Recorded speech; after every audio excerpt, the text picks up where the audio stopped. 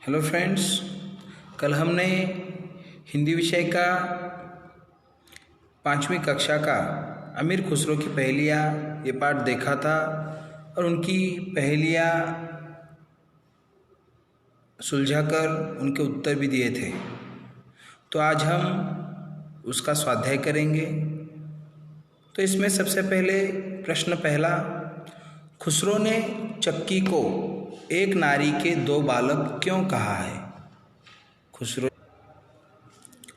क्योंकि आटे की चक्की के दोनों पहिए एक ही रंग के एवं एक ही आकार के होते हैं, इसलिए खुसरो ने एक नारी के दो बालक कहा है।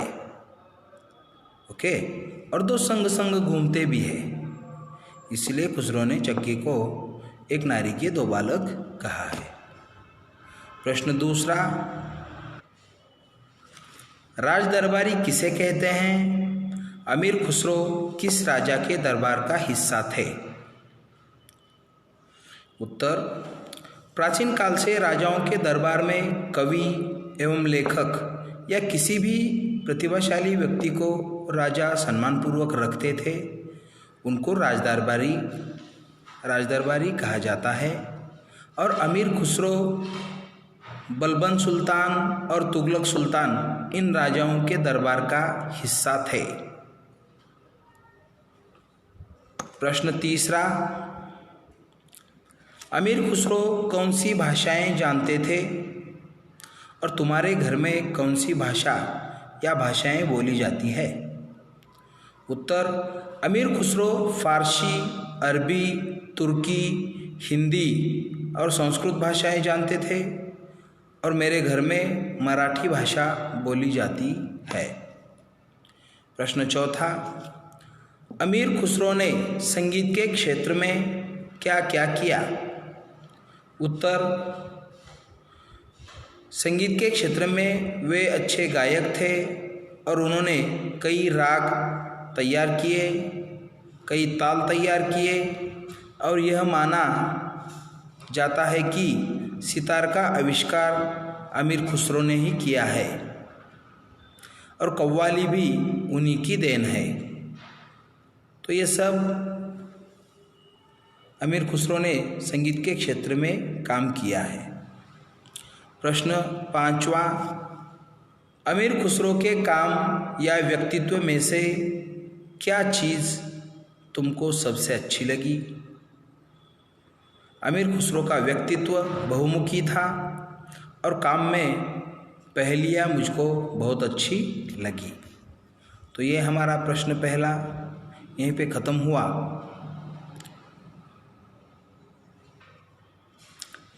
नीचे दिए गए वाक्यों को पूरा करो। अगला प्रश्न, अमीर खुसरो डैश डैश के शिष्य और सूफी थे।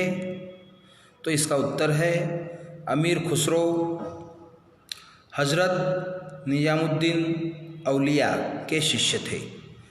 तो आप ये उत्तर लिख सकते हो, हजरत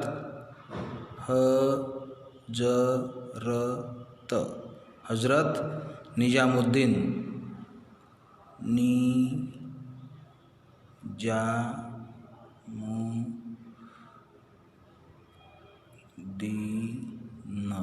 निजामुद्दीन औलिया।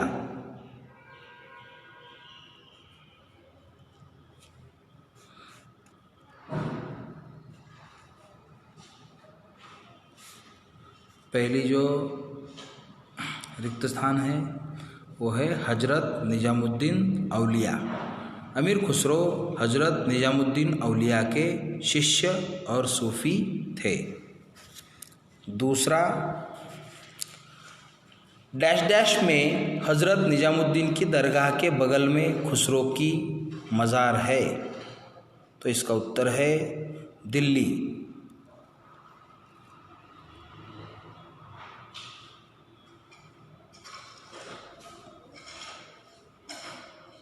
ओके, दिल्ली में हजरत निजामुद्दीन की दरगाह के बगल में खुसरो का मज़ार है, यहाँ दिल्ली लिखो। ग, अमीर खुसरो थोड़ी बहुत संस्कृत भी जानते थे। संस्कृत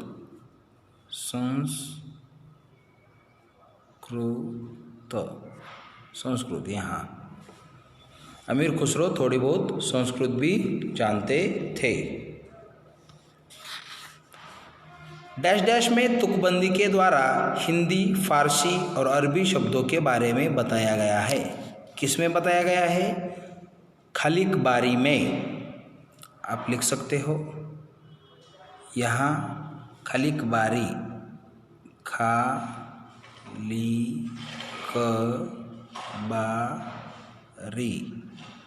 खलिक बारी में तुकबंदी के द्वारा हिंदी, फारसी और अरबी शब्दों के बारे में बताया गया है। और लास्ट, यह माना जाता है कि डैश डैश का आविष्कार अमीर खुसरो ने ही किया है। तो यहाँ उत्तर आता है सितार।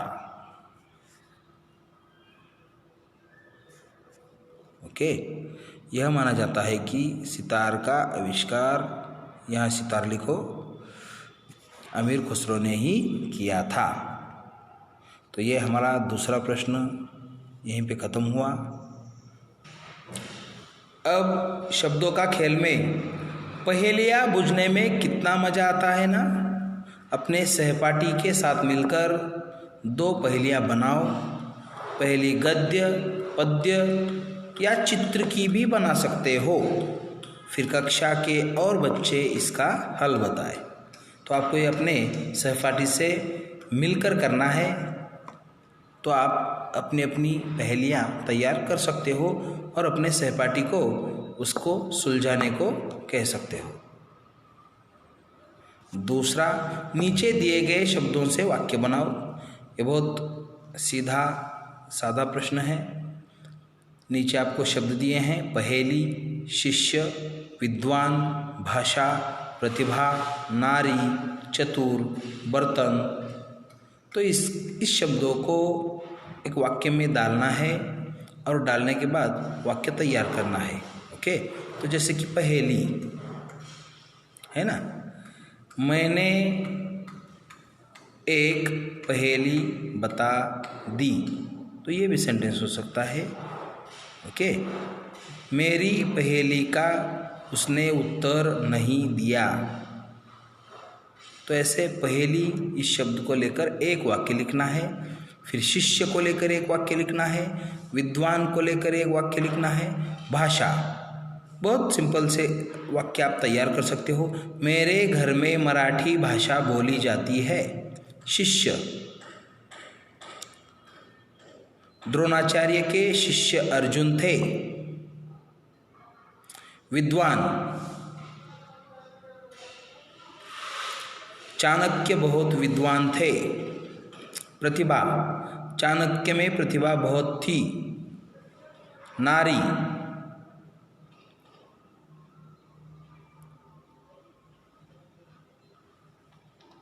प्राचीन काल में मैत्रेयी, गार्गी, ये नारी बहुत होशियार थी, बहुत प्रसिद्ध थी। या आप ऐसे सेंटेंसेस तैयार कर सकते हो। चतुर, तेनालीरामन बहुत चतुर था। बर्तन, माँ बर्तन साफ कर रही है। तो ऐसे आपको खुद को वाक्य बनाने हैं और आपके अच्छे हैंडराइटिंग में अपनी नोटबुक में लिखने हैं। खोजबीन में, अगर आप कभी दिल्ली में निजामुद्दीन के इलाके में हजरत निजामुद्दीन की दरगाह पे गए, मतलब समझो तो कभी आप दिल्ली गए, तो इस दिल्ली में निजामुद्दीन के इलाके में आप जाओ, हजरत निजामुद्दीन की दरगाह कैसी है, और यह भी पता करना कि वहाँ किस किस की कब्र है, किस किस की मज़ार है। ठीक है। इसमें प्रश्न दूसरा, सितार वाला बाजा होता है। नीचे तख्ती पर कुछ बाजों के नाम लिखे हैं, उनमें से तार वाले बाजों पर गोला लगाओ। जो भी तार वाला है उस पर क्या करना है? सर्कल करना है, गोला करना है। ठीक है। तो तबला, तबला तो तार वाला नहीं होता है ना। वो तो बजाने वाला होता है। सारंगी, हाँ ये तार वाली होती है। आपको सारंगी मालूम है? नहीं तो मैं आपको चित्र दिखा देता हूँ सारंगी का। आप देख सकते हो चित्र में, ये सारंगी का चित्र है। आप देख सकते हो एक लकड़ी को एक तार बांधी है और यहाँ 3 तारें आपको दिख रही है। तो ऐसे घिसना पड़ता है उसको, फिर उस बाजे से आवाज़ निकलती है। तो ये है सारंगी। आप देख सकते हो कैसी होती है, यह है सारंगी।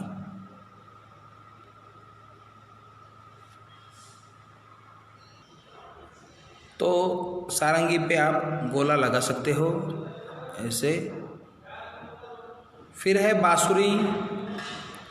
बांसुरी तो मुंह से बजाई जाती है, इसको तार नहीं होते। गिटार, हाँ इसको तार होते हैं। गिटार आपको मालूम है? नहीं तो मैं चित्र दिखा देता हूँ आपको गिटार का। आप देख सकते हो ये है गिटार, ठीक है। अगला है तानपुरा। ये भी एक तंतुवाद्य है, तार वाद्य है। तो इस तानपुरे को भी आप ऐसे कर सकते हो। तानपुरे को ही हम वीणा भी बोलते हैं। तो आइए हम तानपुरे का चित्र देखते हैं। यह है तानपुरा, देखो।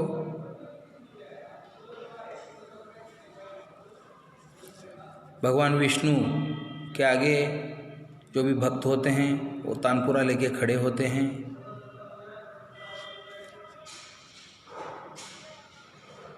अगला जो वाद्य है वो है सरोद।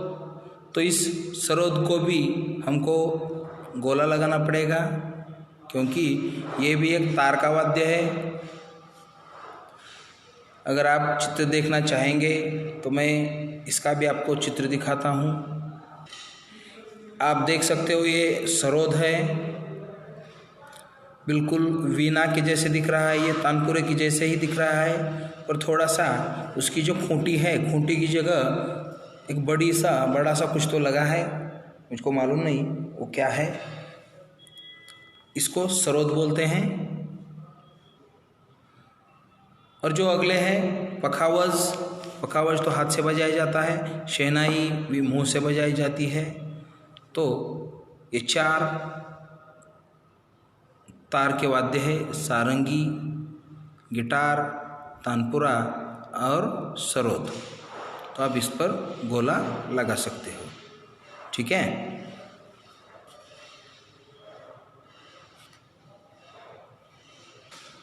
अब करने की बारी में ऊपर तख्ती में दिए गए बाजों में से किन्हीं 2 बाजों के चित्र बनाओ। आप सरोद का बना सकते हो या तानपुरे का बना सकते हो, सारंगी का बना सकते हो, कौन सा भी आप चित्र बना सकते हो। मैंने आपको चित्र दिखाए थे, आप वो चित्र देखकर कौन से भी 2 बाजों के चित्र बनाओ और उसको उसमें रंग भरो, ठीक है। तो आज ये अपना स्वाध्याय यहीं पे ख़त्म हुआ। आज के लिए बस इतना ही। Thank you.